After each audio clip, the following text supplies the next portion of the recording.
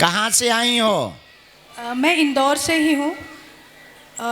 मेरा नाम दीपिका गौंड है। जैसे गुरुजी ने बताया था भगवान बिरसा मुंडा जी के लिए, तो उनके लिए आदिवासी कवि हरिराम मीणा जी ने जो पंक्तियाँ कही वो मैं बोल के फिर समस्या का बताऊंगी कि इसी से समस्या निकलती है। हाँ। मैं केवल देह नहीं जंगल का दावेदार हूँ। जैसे दावे और पुश्ते मरा नहीं करते, वैसे मैं भी नहीं मर सकता। मुझे कोई भी जंगलों से बेदखल नहीं कर सकता। जंगलों से बेदखल होने की समस्या किसको है? आदिवासियों को है। हाँ। हम आदिवासियों को ही है यह समस्या। तो हमें जंगलों से बेदखल करने के लिए बहुत बड़ा षड्यंत्र रचा गया है। आज से नहीं, जब से क्रिश्चियन मिशनरीज यहाँ आई हैं तब से उन्होंने अलग अलग तरीके से हमको लाने की कोशिश की, बहकाने की कोशिश की, जो आज भी चल रहा है। क्या हम इतने सस्ते हो गए कि हम एक बिस्किट के पैकेट के बदले में या मोटरसाइकिल या कार के बदले में या किसी नौकरी के बदले में बिक जाएंगे?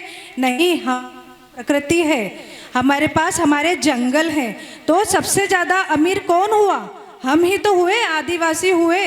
तो हमें बहकना नहीं है। वो क्या करते हैं, भगवा रंग पहना के उनके गॉड को हमारे सामने रख देते हैं। किस लिए? कमल के फूल पर बैठा कर रख देते हैं, ताकि हमको क्या लगे कि नहीं, ये तो हमारे भगवान इस रूप में आए हैं।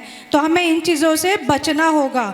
और गुरुदेव ने जो पहल की है आदिवासी कन्याओं का विवाह करने के लिए, उससे एक चीज़ आएगी कि हमारी आने वाली जनरेशन जो होगी वो इसी संस्कार के साथ होगी कि जो षड्यंत्र हमारे लिए रचे गए हमें समाज से तोड़ने के लिए, अब से नहीं सैकड़ों वर्षों पहले से रचे गए थे षड्यंत्र, उस षड्यंत्र को अब तोड़ना है।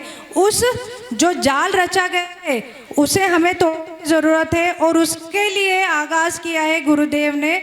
और अब से कुछ वर्षों बाद जो जनरेशन आने वाली है, गुरुदेव आपको तैयार रहना है कि आप आदिवासी समाज के मामा कहे जाने लगेंगे, और ये बहुत बड़ी उपाधि होती है। बहुत सम्मान आपने हमको दिया है। लोग तरसते हैं, बड़े बड़े मिनिस्टर्स हो या कोई भी हो, गुरुदेव से मिलने के लिए तरसते हैं, और उन्होंने हमसे 1-to-1 कम्युनिकेशन, हमसे संवाद रखने के लिए हमारे लिए बहुत बड़ा टाइम दिया है। अब एक चीज़ और मैं बताना चाहूँगी, जो हमारे लिए कहा जाता है ना कि ये तो शराब पीते हैं, शराब के लिए ही जीते हैं, ये हम में भ्रांति फैलाई गई है और आदतें डाली गई है। अब हम भगवान बिरसा मुंडा जी की बात करें, उन्होंने तो बचपन से धर्म परिवर्तन के षड्यंत्र का शिकार हुए थे।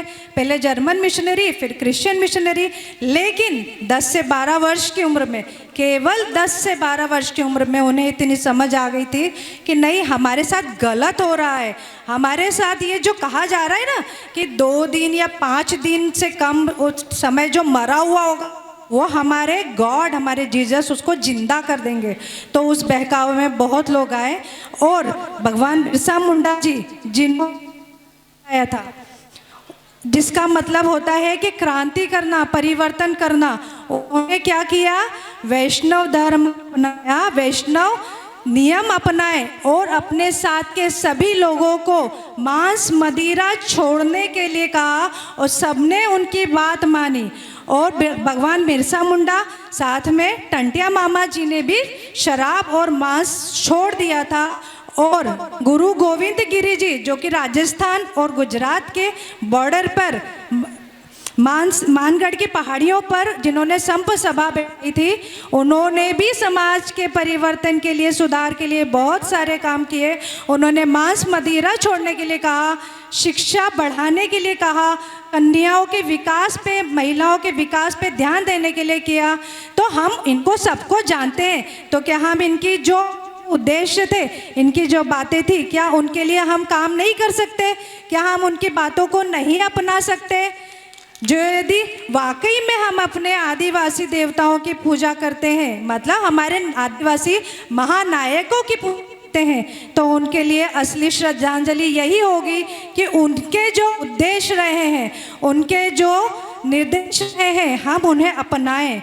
और गुरु जी के निर्देश में बहुत सारे लोग काम करना चाहते हैं और मैं भी ये सौभाग्य पाना चाहती हूँ कि मुझे आपसे गुरु दीक्षा प्राप्त हो और आप जैसा निर्देश देंगे मैं अपने समाज के लिए काम करूँगी और धर्म परिवर्तन की राह में सबसे बड़ा रोड़ा बन के खड़ी होंगी। बहुत सुंदर, जोरदार ताली बजा के बहन जी को धन्यवाद दो। बोलो बागेश्वर महाराज की जय। साधु जी सीताराम, सन्यासी बाबा की। आप उनसे जुड़ जाएंगे, आप देखिए आपकी जिंदगी में क्या परिवर्तन आएगा, आप सोच भी नहीं सकते।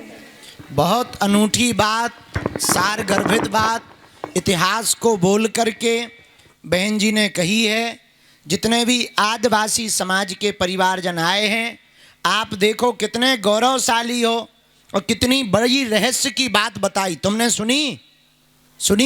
कौन सी रहस्य की? पूछो।